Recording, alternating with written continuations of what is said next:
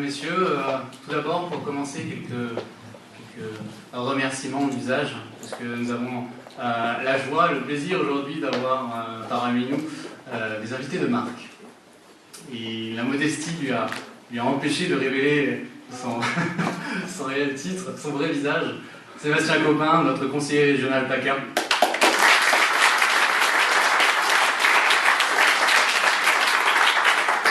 Pour info et pour rendre à César ce qui est à César et à Dieu ce qui est à Dieu, Sébastien Copin est non seulement conseiller régional Front National, mais jusqu'à l'année dernière, c'était le seul conseiller régional, tout parti politique confondu, qui vient de Cannes.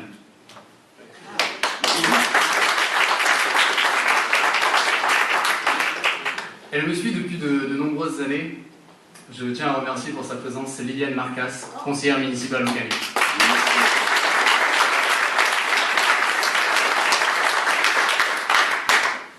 Encore un anonyme, mais moi je dévoile l'ensemble de mes soutiens. Un conseiller municipal Front National de Grasse, Philippe Chapini.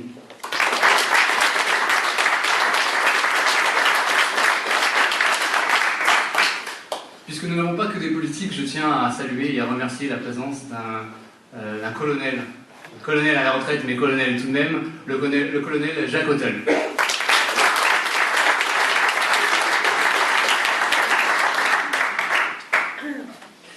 Conseiller municipal au Canet également, mais porteur de la flamme et du rassemblement bleu marine sur le canton de Cannes 2, Éric Ravasco.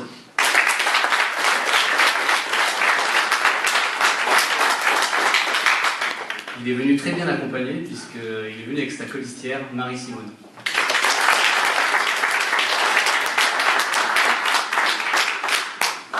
Et enfin, dernière, mais non des moindres, conseillère municipale de Cannes, déléguée communautaire à mes côtés au pays des Reims, candidate sur le canton de Cannes 1, donc à l'avocat et une partie du Canet, Catherine Dortel.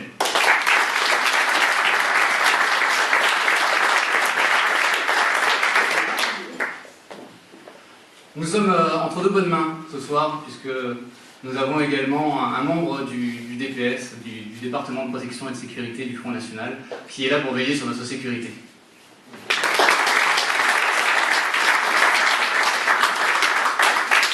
Et enfin, dans un sens plus large, de manière plus générale, je vous remercie toutes et tous d'être présents à nos côtés ce soir, parce que tout simplement, c'était pas évident. C'était pas évident parce que je fais pas référence au temps désastreux que nous avons depuis 2-3 jours, mais simplement parce que nous sommes ici pour parler des élections départementales. Quelles sont ces élections? Que sont ces élections départementales?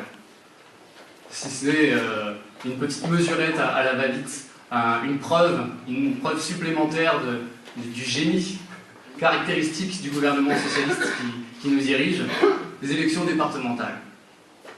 Eh bien, en quelques mots, c'est simplement la nouvelle génération de feu le Conseil général.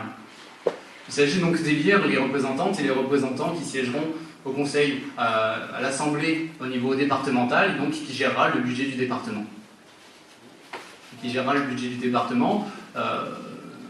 Outre le fait que, comme l'a dit Gaël, le département est endetté à hauteur de 1 milliard d'euros, c'est-à-dire à peu de choses près à la hauteur de son budget, puisque c'est 1,3 milliard, donc c'est-à-dire qu'il faudrait qu'on arrête de vivre pendant un an pour rembourser cette dette.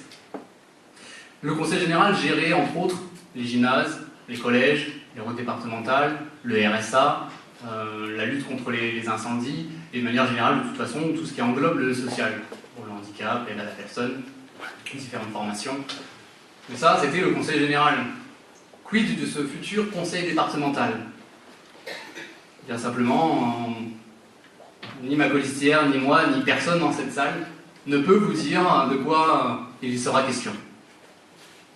Quels seront les prérogatives, le domaine de compétences des futurs conseillers départementaux? Personne ne le sait. Personne ne le sait. Ça vient juste de passer en première lecture à l'Assemblée nationale, et sans que rien ne soit publié nulle part. Il faut encore que ça passe au Sénat. Nous mettrons un certain nombre d'amendements, que ça repasse en deuxième lecture à l'Assemblée nationale. Quoi qu'il arrive, vous pouvez être sûr que rien ne sera voté, rien ne sera décidé, rien ne sera officiel avant le mois de juin, voire le mois de septembre. Pas un petit non-sens au niveau du timing? On est appelé à voter dimanche prochain, et dimanche encore en 8, donc en plein mois de mars, enfin fin mars. Mais c'est bien, moi je fais campagne sur quel thème? De quoi est-ce que moi je suis censé vous parler? Et quand bien même je pourrais vous faire miroiter monts et merveilles, pour me faire élire. J'arrive, je suis élu, je suis content, mais je fais quoi jusqu'au mois de juin? Qu'allons-nous faire jusqu'au mois de juin ou jusqu'au mois de septembre? On va se réunir avec tous les conseillers départementaux et prendre l'apéritif?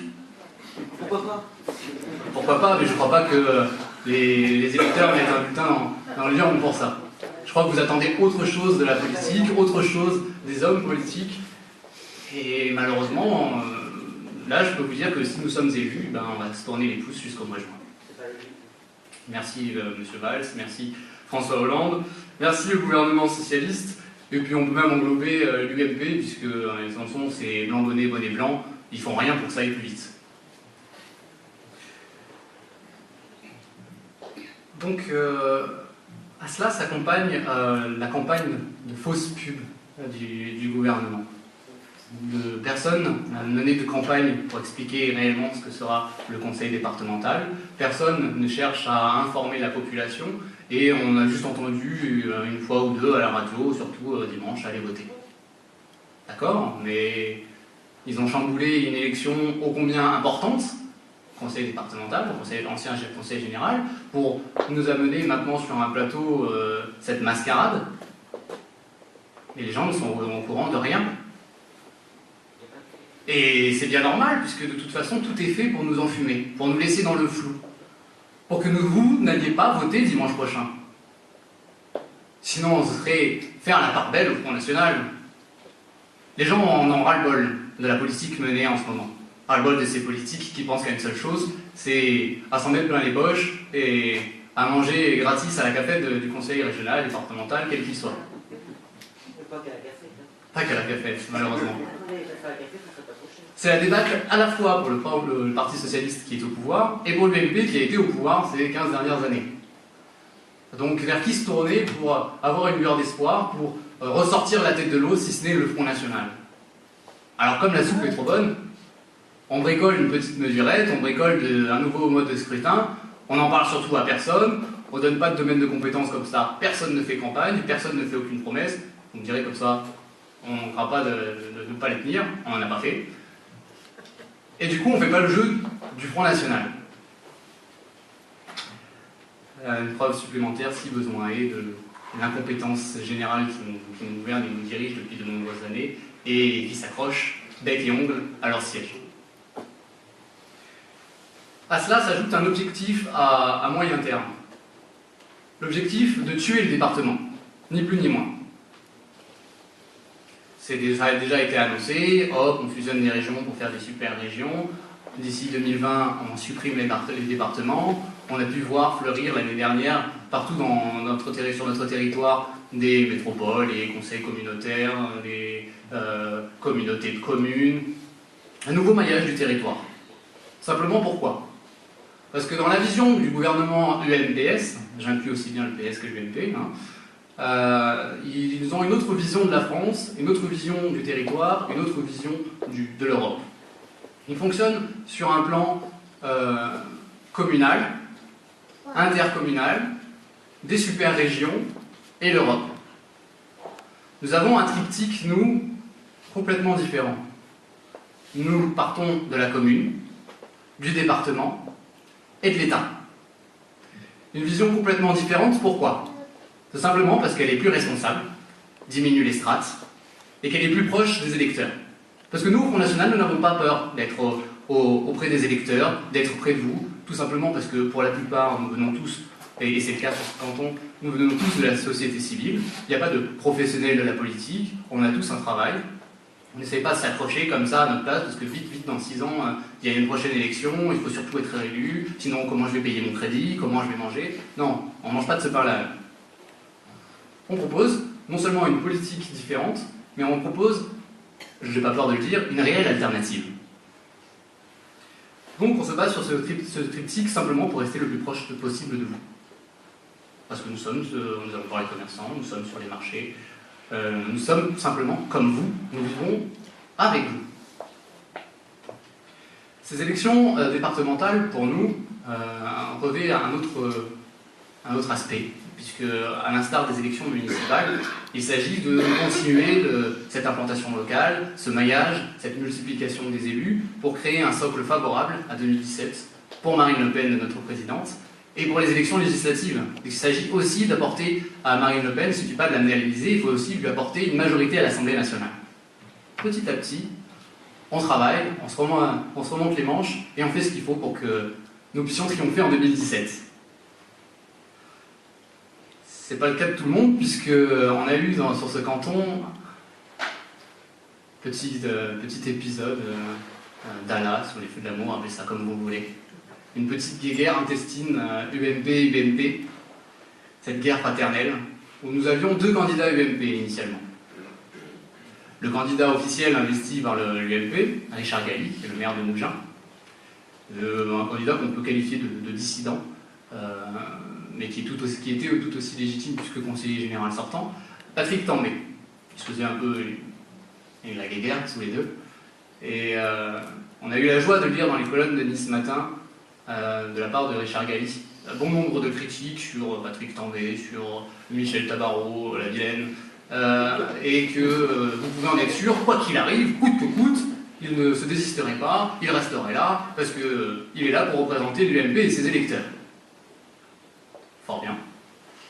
Une semaine après, dans les colonnes du même journal, on ne doute de rien, ils n'ont pas peur à l'UMP. Richard Galli qui se désiste. Le plus drôle, c'est pourquoi il se désiste. Il ne se désiste pas parce qu'il a des soucis de santé, parce qu'il s'est rabiboché avec Patrick Tambay, non. Il se désiste parce que les hautes instances de l'UMP lui l'ont appelé pour lui demander de se désister. Pourquoi ? Parce qu'ils ont peur du Front National. Parce qu'ils savaient très bien qu'avec une double candidature UMP, même si non officielle, mais une double candidature UMP, dans ce canton, c'est nous qui allions gagner ce canton. C'était faire la part belle au Front National. C'était donner des boutons à Sarkozy. Et ce qui était le plus rigolo dans cet article, c'est qu'on apprenait que M. Galli se désiste parce qu'on lui a proposé une place de vice-président au conseil régional. Magnifique, magnifique l'intérêt général, on a des valeurs à l'UMP, on se bat pour les électeurs. Bravo.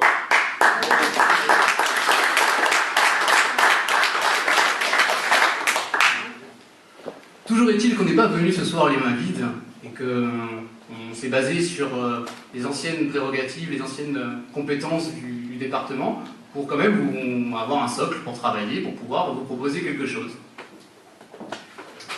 Gaël vous l'a dit tout à l'heure, on va œuvrer dans le domaine du handicap. Et à cela s'ajoute un support audiovisuel qu'on va faire, destiné à l'ensemble des collèges du département, et qui visera tout simplement à apprendre le langage des signes à nos enfants. On diminue le clivage, les difficultés, le handicap, voilà, les barrières qui peuvent exister entre les sourds, malentendants, les muets, et puis le reste de la population. Rien n'a été fait malheureusement jusqu'à présent. Et donc, ça coûte pas cher, c'est rapidement fait, ça ne mange pas de pain, et ce sera à disposition des collèges souhaitant mettre ça à disposition à leurs élèves.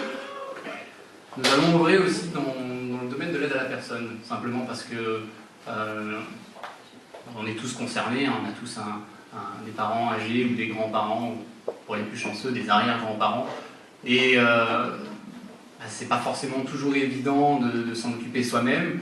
Il y a la solution des maisons de retraite, mais qui coûte excessivement cher. Et donc, pour pouvoir aider ces personnes qui sont démunies, qui sont parfois isolées, avec des difficultés au niveau de la mobilité, nous allons donc œuvrer dans le domaine de l'aide à la personne pour permettre à ces personnes de ne pas mourir tout seuls dans l'appartement, dans l'indifférence la plus totale. C'est pourquoi nous allons constituer, j'appelle ça un annuaire, mais ce n'est pas le terme forcément adéquat, nous allons constituer donc un regroupement de professionnels spécialisés dans l'aide à la personne, que nous allons mettre à la disposition dans les différentes antennes du conseil départemental, dans les offices de tourisme, dans les mairies, pour que vous sachiez, pour que tout le monde puisse savoir à qui s'adresser, en cas de problème. Soit pour apporter des repas, pour de l'aide médicale, parce que nous serons des élus responsables. C'est pas un annuaire comme ça, open, et puis qui veut s'inscrit. Il y aura un contrôle, des consultations, des contrôles, des audits, des entretiens avec les personnes, les professionnels qui souhaiteront intégrer ce listing, cet annuaire, pour que le conseil départemental soit le plus possible le garant du sérieux et de l'efficacité de ces personnes. Nous allons remoduler, ça a été dit également, très bien dit par Gaël, nous allons remoduler les différentes prestations, les différentes aides sociales en incluant des contreparties. Nous allons exiger des contreparties supplémentaires pour l'octroi de telle ou telle aide financière. Nous allons forcément renforcer les contrôles, du RSA notamment, mais pas seulement.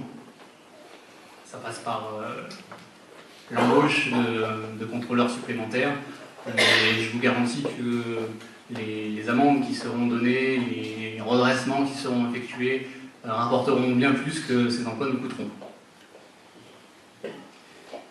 Pour parler de local, puisque c'est un sujet épineux depuis maintenant 10 ans. C'est juste à côté d'ici, c'est le gymnase Émile Roux. Les plus chanceux d'entre vous ont pu connaître ce gymnase, ont pu jouir de ces installations qui étaient très efficaces et qui étaient importantes pour l'ensemble des associations culturelles et sportives du Canet, qui se retrouvent maintenant démunies, obligées de faire des ententes avec des communes voisines pour pouvoir caler tous les entraînements, tous les créneaux possibles, et qui n'a toujours pas été reconstruit. Toujours pas reconstruit depuis 10 ans. Pourquoi ? Parce que le conseiller général du Canet, c'était M. Tambay. C'était M. Tambay, et donc c'était un intime, un proche, un ami, appelez ça comme vous voulez, de Mme Tabarot, notre députée maire. Seulement le hic, c'est que le président du conseil général n'était autre qu'Éric Ciotti, l'ennemi juré de Mme Tabarot. Il n'allait pas lui construire un gymnase flambant neuf. Et pourquoi pas lui dérouler le tapis rouge ou l'inviter à boire un coup aussi.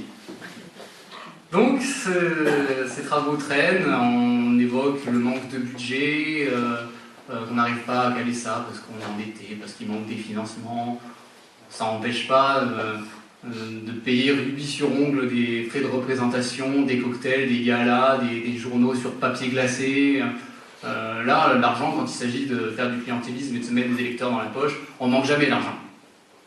Pour faire un gymnase pour que nos enfants et nos seniors puissent faire des cours de danse, des belles musettes, du handi-basket, du basket, du handball. Alors là, ça n'intéresse personne. Les enfants, ça vote pas de toute façon. Eh ben, on mange pas de ce pain-là, je vous l'ai déjà dit, et donc nous serons actifs. Si nous avons la majorité, forcément, c'est déjà fait. Si on n'a pas la majorité, pour ceux qui ont déjà suivi notre parcours au conseil municipal, je peux vous garantir qu'on va aller harceler, qu'on va taper du poing sur la table, pardonnez-moi l'expression, mais on va gueuler, et on lâchera rien.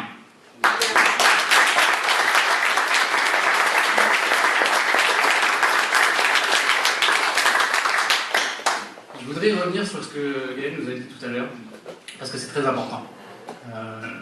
Notre pire ennemi, c'est l'abstention. Le scrutin a été remodelé.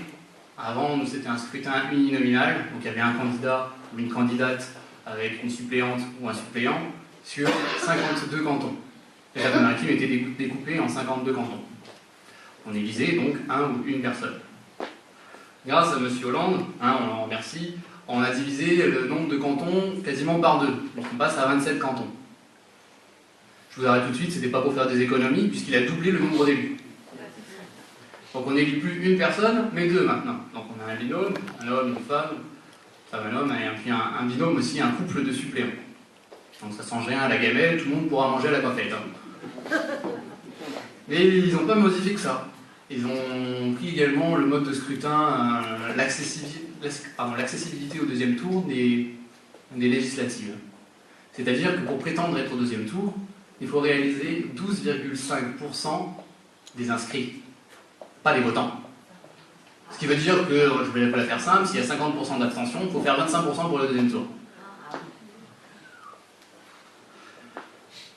Donc inutile de vous dire qu'il n'y aura il n'y aura quasiment aucune triangulaire dans ce département, aucune triangulaire en France. Pourquoi? Parce que la triangulaire, une fois de plus, ça fait des élus Front National. Et il ne faut surtout pas donner des sièges à ces méchants. Vous vous rendez compte, on représente 6 millions d'électeurs et on a réussi à avoir 2 députés. Bel esprit de démocratie. Je pense, moi, que vu la campagne, vu l'information qui a été donnée, vu comment ces élections ont été gérées, sont appréhendées, je pense qu'on sera bien au-dessus de 50% d'abstention. On va très probablement frôler le 60% d'abstention. Ce qui veut dire simplement que ce mode de scrutin est ridicule. Et il est tellement ridicule qu'il est prévu dans le Code général des collectivités territoriales, merci Manuel Valls, ça il est intelligent, il a prévu que finalement peu de personnes réussiraient à faire 25-30%.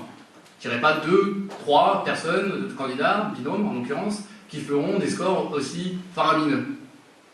Et il a même pensé que peut-être il n'y aurait qu'un seul couple qui ferait ces 12,5 des inscrits.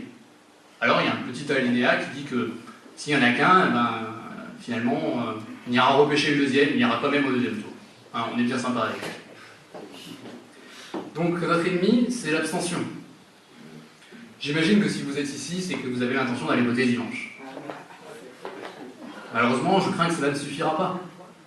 Je peux que vous encourager, je vous exhorte, je vous le demande sincèrement, cette semaine, continuez de parler, j'imagine que vous parlez politique avec votre famille, vos voisins, vos amis, vos collègues de travail, et bien remettez-en une petite couche.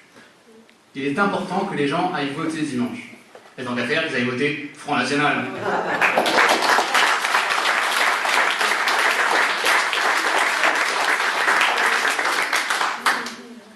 Si vous avez des questions, j'y répondrai bien volontiers.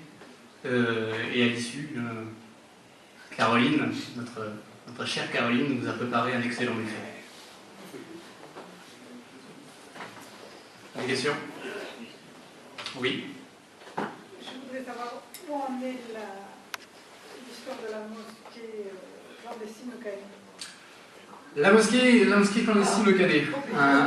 Un bien vaste sujet. A priori, ce ne sera pas dans les domaines de compétences du conseil départemental, hein, mais pourquoi pas, de toute façon, on n'en sait rien, donc on peut parler de tout. C'est un des sujets épineux, un de mes chevals de bataille, mon cheval de bataille pour l'instant au conseil municipal, donc je ne crois pas qu'on ait honte de notre mandat, donc on va quand même vous en toucher 2 mots. 66 chemin de l'Olivet, en dessous du Canéopole, il y a une mosquée clandestine qui est là dans les locaux, dans ce qui semble être une bibliothèque, dans la bibliothèque du foyer social, qui est donc 66 chemin de l'Olivet. C'est une mosquée, moi j'arrête pas de dire une mosquée clandestine, même si tout le monde me dit le contraire. On me dit qu'elle n'est pas clandestine, mais elle est répertoriée nulle part, ailleurs que sur les sites internet musulmans. On me dit qu'elle n'est pas clandestine, mais il n'y a pas d'imam attitré. Il n'y a pas d'association qui a été créée pour gérer cette mosquée. On me dit qu'elle n'est pas clandestine, mais elle est dans un local, dans la bibliothèque d'un foyer social qui est géré par l'association ATE, Accueil, Travail, Emploi, qui est censée être une association, c'est dans ses statuts, une association apolitique et laïque, qui ne prévoit pas d'objet cultuel. Que vient faire une mosquée à l'intérieur, alors dans ces cas-là? On me dit qu'elle ne pose pas de problème, qu'elle est là et qu'ils sont bien gentils. Ah bah, personne n'en sait rien. Personne n'en sait rien. Aujourd'hui, personne n'est capable de me dire si les prêches qui sont faits à l'intérieur de cette mosquée sont faits par un fondamentaliste islamiste, si c'est pas un terreau pour un futur djihadiste. Au passage, il y a 2000 quand même de nos jeunes qui sont partis en Syrie pour faire le djihad. Ils ne se sont pas levés un matin en se disant tiens, je vais visiter ce beau pays qui est la Syrie, l'Irak. Non, ils ont été endoctrinés par des gens. Personne aujourd'hui n'est capable de me garantir que finalement, ils n'ont pas fréquenté cette mosquée-là. Personne ne me donne d'informations sur cette mosquée. Alors, j'ai pas plus d'informations, donc j'affirme rien, je pose simplement des questions. Je pose des questions à Madame le maire qui refuse de me répondre, en me disant que c'est du ressort du préfet. Je pose la question au préfet qui ne me répond pas. En 8 mois, il ne répond pas à mes recommandés, alors qu'en 2 heures, Nice Matin a eu des réponses à ce sujet. Des réponses insatisfaisantes, puisqu'il me dit que c'est pas une mosquée. D'accord, mais enfin, les musulmans disent que c'est une mosquée. Je pense qu'ils sont quand même plus à même que moi de savoir ce qui est une mosquée et ce qui ne l'est pas. S'ils appellent ça une mosquée, moi je dis que c'est une mosquée. Et il me dit que de toute façon, ils sont bien gentils, ils causent de problèmes à personne. Alors c'est pas les retours que j'ai eus déjà, d'une. Et il n'en sait pas plus que moi, parce qu'il n'est pas allé vérifier ce qui se passait à l'intérieur. Petit scoop s'il en est, nous avons... C'est assez flou, tout est flou de toute façon dans ce quartier. Mais juste en face, au Cagnolepole, on a une garderie, une crèche, on ne sait pas bien comment ça s'appelle. Appelons ça une crèche musulmane qui a ouvert. Crèche, soutien scolaire, c'est exact. Merci Franck. Donc en tant qu'élu qui fait son travail, j'ai pointé le bout de mon nez, je voulais voir un peu ce qu'il en était. Tout était fermé. Les rideaux étaient tirés, les stores baissés. Et quand il n'y avait pas de store ou de rideau, simplement c'était des planches de bois qui étaient placardées sur les fenêtres. Impossible de regarder, de voir ce qui se passe à l'intérieur. Qui subventionne, pour l'instant je ne sais pas. L'enquête suit son cours, je ne suis pas journaliste mais je fais leur travail. Je ne suis pas de la police mais je fais leur boulot aussi. Pour l'instant je ne sais pas. Les portes étaient closes, les fenêtres étaient pour ainsi dire murées. Donc j'ai aucune information à ce sujet. Rien ne me dit que c'est pas une école coranique déguisée, je ne sais pas. Je me dis qu'à côté d'une autre mosquée clandestine, tout est possible. Donc voilà, pour l'instant on continue notre travail d'investigation, de recherche, on continue de harceler la préfecture, la mairie, d'informer la population, puisque presque personne n'est au courant que non seulement que cette mosquée existe, mais de ce qui se passe à l'intérieur, du danger potentiel que cette mosquée peut représenter. Voilà. J'espère avoir répondu à votre question. Vous avez contacté le propriétaire du local ? Non, parce qu'on y était allé justement avec Nice Matin était présent, et les propriétaires semblent, enfin les responsables de l'association, parce que c'est géré par une association, les responsables de l'association sont partis en vacances prolongées. Donc l'affaire se sauve. Peut-être, l'histoire ne nous le dit pas pour l'instant. La régularisation de sans-papier, malheureusement, c'est pas dans les prérogatives, ce ne sera pas dans le domaine de compétence du conseil départemental ni du conseil municipal. Donc, mis à part. C'est la préfecture qui gère ça. Mis à part, on continue d'envoyer des recommandés au préfet, je ne rien faire. Il y a de régulation, mais c'est quand même le conseil départemental qui paye les. Entre autres, quand c'est des handicapés ou autre chose, qui donne des subventions, oui, bien sûr.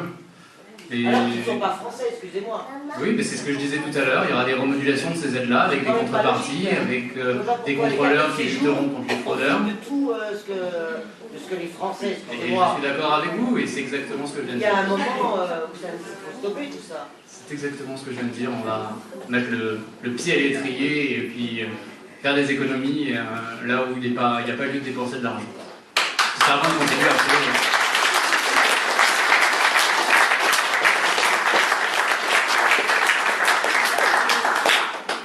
J'ai répondu à toutes les questions.